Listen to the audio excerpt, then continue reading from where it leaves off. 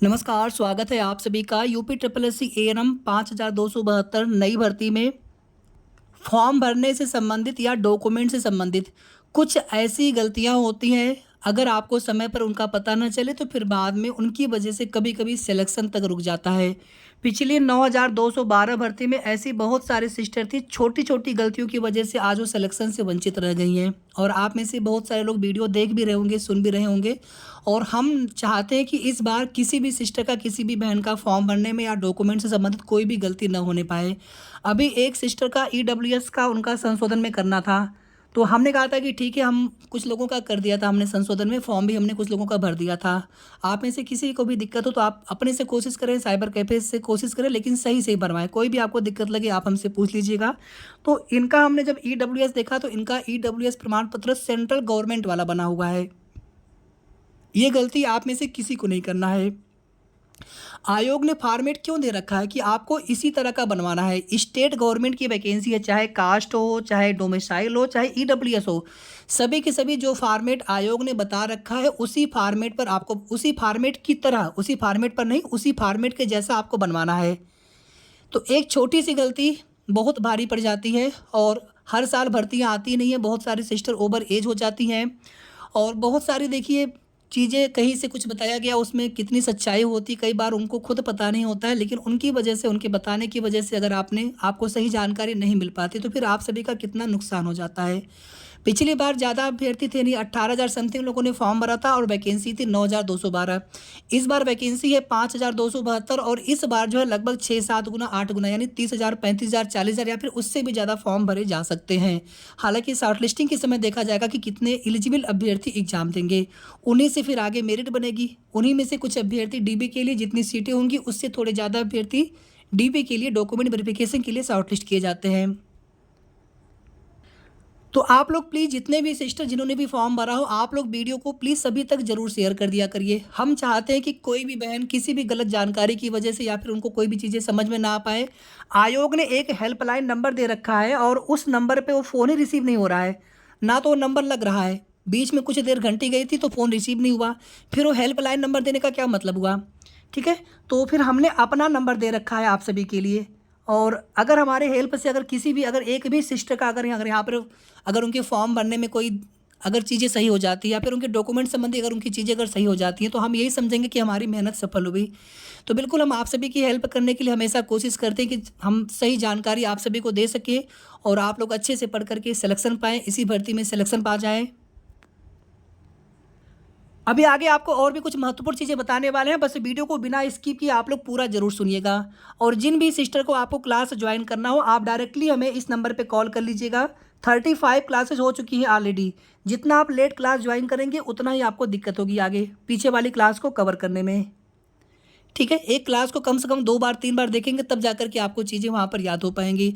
और इस बार की जो पीडीएफ हमारी है सभी की सभी नई पीडीएफ है और हम चाहते हैं कि आयोग जिस तरह से बदले हुए पैटर्न पर एग्ज़ाम करा रहे हैं, तो कोई भी क्वेश्चन आपको ऐसा ना लगे कि ये क्वेश्चन बिना पढ़ाए का आ गया या फिर क्वेश्चन का लेवल हार्ड आ गया। हम खुद आपको इतने अच्छे-अच्छे डिफ़िकल्ट लेवल के क्वेश्चन कराएँगे और with concept, with basic concept पूरे एक्सप्लेनेशन के साथ में, ताकि आपको बिल्कुल भी दिक्कत ना हो।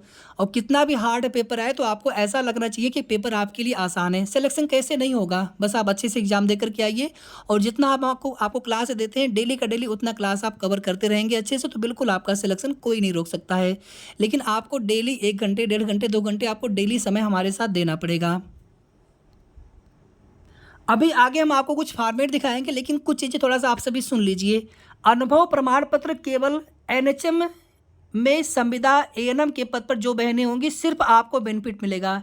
इसमें जो बहनें आशा कार्यकर्ता पे आप पद पे काम कर रहे होंगे आंगनवाड़ी में या फिर किसी अदर प्राइवेट संस्थान पे कहीं और आप ड्यूटी कर रहे होंगे तो उनका अनुभव नहीं चलेगा। सिर्फ और सिर्फ एनएचएम एएनएम संविदा पर अगर आप होंगे तभी आपको अनुभव का फ़ायदा मिलेगा।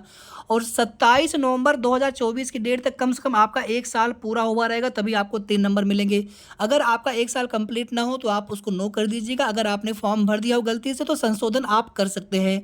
अभी संशोधन के लिए देखिए, अब हमें नहीं पता कि आप लोग कैसे, कुछ लोग परेशान है कि हमारा हो नहीं पा रहा है, तो अभी हमने पूरा संशोधन करके, जस्ट इसके पहले वाला वीडियो है, पूरा संशोधन करके हमने वीडियो बना दिया है। आप वो वीडियो एक बार कंप्लीट सुनिए तो सही, अगर आप सुनेंगे तो बिल्कुल आपको समझ में आ जाएगा।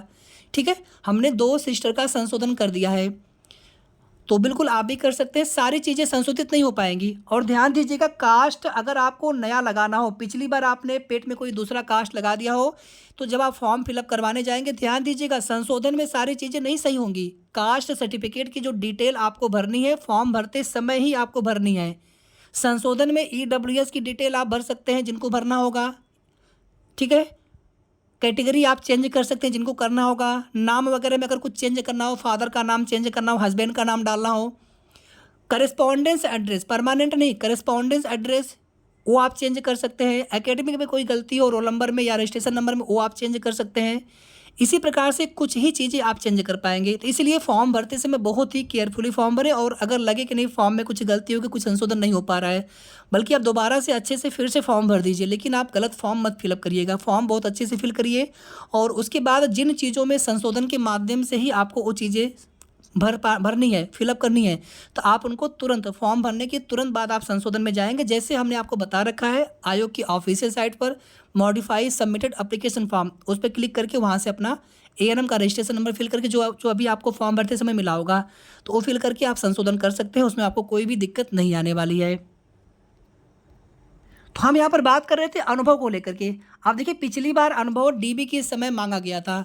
मान लीजिए इस बार आयोग ने, पिछली बार पहली बार था, मान लीजिए इस बार आयोग ने ऐसा मन बना लिया कि नहीं, आपका 27 नवंबर तक देखा जाएगा, तो आपके पास पहले का बना हुआ है क्या। हालांकि क्यूआर कोड वाला वो मांगेंगे, और बाद में उसके लिए सर्कुलर बिल्कुल जाएगा सभी जिले के सीएमओ के लिए, निश्चित रूप से जाएगा। अभी आप कास्ट आपका है, क्यूआर कोड होता है, तो बस उस पर क्या करेंगे, उसको स्कैन करेंगे आयोग में डीबी के समय, और तुरंत वो जान जाएंगे आपका कास्ट कैसे क्या बना है। इसी तरीके से आपका अनुभव है, उसको भी वो स्कैन करके देख लेंगे। इवन आपके जो डॉक्यूमेंट्स होते हैं उनको भी स्कैन करके देख लिया जाता है। पिछली बार देखेंगे जिनके पर क्यूआर कोड नहीं था किसी डॉक्यूमेंट पर, तो उनके मैनुअली वहाँ पर वेरीफाई करवाए जा रहे थे। तो डीबी बहुत अच्छे से होता है, तो आपको डॉक्यूमेंट्स भी आपको बिल्कुल प्रॉपर फॉर्मेट पर सही तरीके से आपको बनवा करके रखना है, ठीक है। तो मेरा बस ये कहना था कि मान लीजिए एक सेकेंड के लिए अगर उन्होंने ये कह दिया कि आपने पहले क्यों नहीं बनवाया, हमने तो नोटिफिकेशन में लिख दिया था कि सभी डॉक्यूमेंट, सभी पात्रताएं आपकी 27 नवंबर 2024 तक होना चाहिए। 28 अक्टूबर से कोई मतलब नहीं, फॉर्म आवेदन की लास्ट डेट तक आप डॉक्यूमेंट्स भी बनवा सकते हैं, कास्ट, ईडब्ल्यूएस निवास फॉर्म भी भर सकते हैं, अनुभव प्रमाण पत्र आदि भी आप बनवा सकते हैं। तो आप अभी से बनवा लीजिए, अगर आगे फिर से बनवाना होगा क्यूआर कोड वाला तो फिर से आप बनवा लीजिएगा, लेकिन अभी आप बनवा लीजिएगा, कोई भी चांस मत लीजिए, ताकि बाद में उनको ये कहने का मौका ना मिले और आपको कहीं से कोई भी नुकसान ना उठाना पड़े। क्योंकि अनुभव के आपको वेटेज के नंबर मिलेंगे, और जो ओवर एज बहनें होंगी आपको उनमें आयु सीमा में छूट भी मिलनी है, तो फिर आप क्यों इसमें कोई चांस लेना चाहते हैं। बाकी लोगों को बताने दीजिए, नुकसान सिर्फ आपका हो जाता है। पिछली वाली भर्ती में बहुत सारे बहनों ने हस्बैंड का कास्ट सर्टिफिकेट दे दिया, ईडब्ल्यूएस में किसी ने पहले का किसी ने बाद का, यानी वैलिड टाइम पीरियड का नहीं दे करके, या फिर उनका फॉर्मेट गलत था, सेंट्रल गवर्नमेंट वाला फॉर्मेट बनवा करके उन्होंने दे दिया था। बाद में सिलेक्शन हुआ नहीं, फिर वो लोग परेशान होते हैं कि हमारा सिलेक्शन क्यों नहीं हुआ। तो कहीं ना कहीं उसमें डॉक्यूमेंट्स में कुछ चीज़ें अधूरी रह गई थी, आपके डॉक्यूमेंट्स आपके सही नहीं बन पाए थे। तो इस बार किसी भी तरह की गलती आपसे नहीं होनी चाहिए। आप लोग एक बार नहीं, आप लोग 10 बार पूछिए हमसे, हम बार बार बताएंगे जब तक आपके फॉर्म फिलअप होंगे। भले ही हमारा 10 दिन, 15 दिन, 20 दिन का समय केवल आपके लिए जाएगा, हमें ठीक है, लेकिन आप सभी के अच्छे से फॉर्म फिलअप हो जाए। जिनको करेक्शन में कुछ करना है वो आपका अच्छे से हो जाए, जिनको डॉक्यूमेंट्स बनवाना है आपके डॉक्यूमेंट्स अच्छे से बन जाएं। आयोग हेल्प नहीं करेंगे कोई बात नहीं, हम आपकी हेल्प करेंगे, और जितना हो पाएगा वहाँ तक हेल्प करेंगे। और यही नहीं, आप सभी सिस्टर से या फिर आपके गार्जियन होंगे, आप सभी से भी रिक्वेस्ट, विनम्र निवेदन है कि आपके संपर्क में कोई और बहन होंगी तो आप लोग भी आपस में एक दूसरे की ज़रूर हेल्प करिए, ठीक है। क्योंकि सभी लोगों से बात कर पाना हमारे लिए पॉसिबल नहीं हो पाता है, तो आप लोग भी आपस में एक दूसरे की ज़रूर हेल्प करिए। सिलेबस नोटिफिकेशन में दिया हुआ है, पुराना वाला सिलेबस है, और एज रिलैक्सेशन उन्हीं को मिलेगा जो लोग एनएचएम एएनएम संविदा पर होंगे। आपको ही एज रिलैक्सेशन में आपको यस करना है, और अपने जो आपके ज्वाइनिंग लेटर आपको मिला होगा उसमें हम ऑलरेडी बता चुके हैं आज सुबह वाले वीडियो में, तो बस आपको वही डिटेल, वही डेट आदि सब फिल कर दीजिएगा, क्योंकि उसी के आधार पर ही तो आपको वेटेज और आयु सीमा में छूट भी मिल जाएगी। वेटेज तो आपको वैसे भी मिलेगा, लेकिन आयु सीमा में छूट के लिए आपको उसकी डिटेल भी फिलअप करनी होगी। तो संशोधन आप लोग अभी भी कर सकते हैं, फॉर्म फिलअप के तुरंत बाद संशोधन हो जाएगा। संशोधन जो लोग नहीं कर पा रहे तो आपके प्रोसेस में आपको संशोधन करने की जो प्रक्रिया उसमें आप समझ नहीं पा रहे होंगे, ठीक है। बाकी हमने जानकारी आप सभी को सभी सही दी है, और सारी जानकारी हम आप सभी को सही देने का ही पूरा प्रयास करते हैं। नोटिफिकेशन की पीडीएफ आप सभी के पास होगी, आप लोग वो पीडीएफ एक बार जाकर के पूरा अच्छे से दोबारा से रीड करिए। सभी डॉक्यूमेंट्स के फॉर्मेट भी आप सभी देखिए, कास्ट के, ईडब्ल्यूएस के या फिर क्षैतिज आरक्षण में, सभी के सभी फॉर्मेट आप सभी दोबारा से देखें और आपको उसी तरह का बनवाना है डॉक्यूमेंट्स। 27 नवंबर लास्ट डेट है, तो 20 नवंबर तक आप लोग फॉर्म भर दीजिएगा लेट से लेट, इससे ज़्यादा लेट आप सभी ना करें। और संशोधन आप सभी अभी से कर सकते हैं। लास्ट डेट के बाद कुछ दिन संशोधन के लिए इसलिए दिया जाता है कि मान लीजिए कोई अभ्यर्थी लास्ट डेट को फॉर्म भरते हैं तो फिर वो क्लेम न करने पाए कि हमको तो मौका मिला नहीं संशोधन के लिए, इसलिए वहाँ पर 4-6 दिन का डेट आगे बढ़ाया जाता है। बाकी संशोधन अभी आप कर सकते हैं। सिलेबस बिल्कुल पुराना वाला है, आप लोग सिलेबस भी एक बार नोटिफिकेशन में जाएंगे तो वहाँ पर सिलेबस भी दिया हुआ है हिंदी और अंग्रेजी दोनों में, तो आप उसको भी देख लीजिएगा।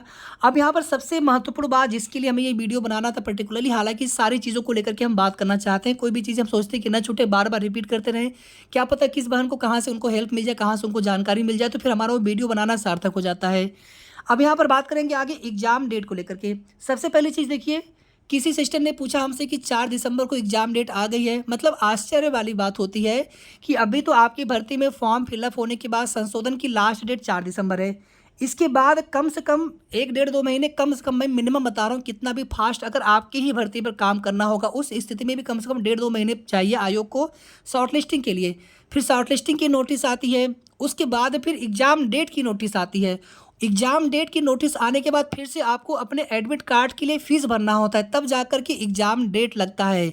और इस पूरी प्रक्रिया में अब हम अगर वास्तविकता अगर कहें आप सभी से, तो साल भर का समय कम से कम लग जाता है, 1 साल का समय। अगर बहुत जल्दी किसी भर्ती में हुआ तो 6-7-8 महीने कम से कम लगता है। तो 4 दिसंबर, जनवरी में, फरवरी में, मार्च में कैसे एग्ज़ाम हो जाएगा, आप सभी खुद विचार करें। और अभी तो पीईटी 2022 की जितनी भर्तियाँ हैं उनके एग्ज़ाम हुए ही नहीं है, अभी तो उनके एग्ज़ाम लगेंगे। उसके बाद में फिर 2023 पेट वाले जो भर्तियाँ होंगी, जिसमें आपकी भर्ती भी, फिर आपके एग्ज़ाम लगने स्टार्ट होंगे। अप्रैल से पहले आपका एग्ज़ाम होने की संभावना शून्य है, 0 के बराबर है। अगर किसी के द्वारा ऐसा बताया जाता है तो उसमें देखिए अब उनका क्या इंटेंशन होता है, हम वो नहीं कहना चाहते हैं कि हाँ उसमें क्लास करवाना हो, कुछ भी हो, ठीक है, आप लोग सारी चीज़ें समझ सकते हैं। तो आप लोगों को अपने आप से जागरूक रहना है और चीज़ों को समझना है, ठीक है। तो एग्ज़ाम डेट में कम से कम अभी 6-7 महीने का, 8 महीने का समय लगेगा। लेकिन हमने जो कमिटमेंट किया है, हमारी जो क्लास चल रही है, 1499 की फ़ीस है, लेकिन हम इसी फीस में आपको एग्ज़ाम चाहे 1 साल बाद हो, चाहे 8 महीने बाद, चाहे 10 महीने बाद हो, हम एग्ज़ाम डेट तक आपको इसी फीस में क्लास देते रहेंगे।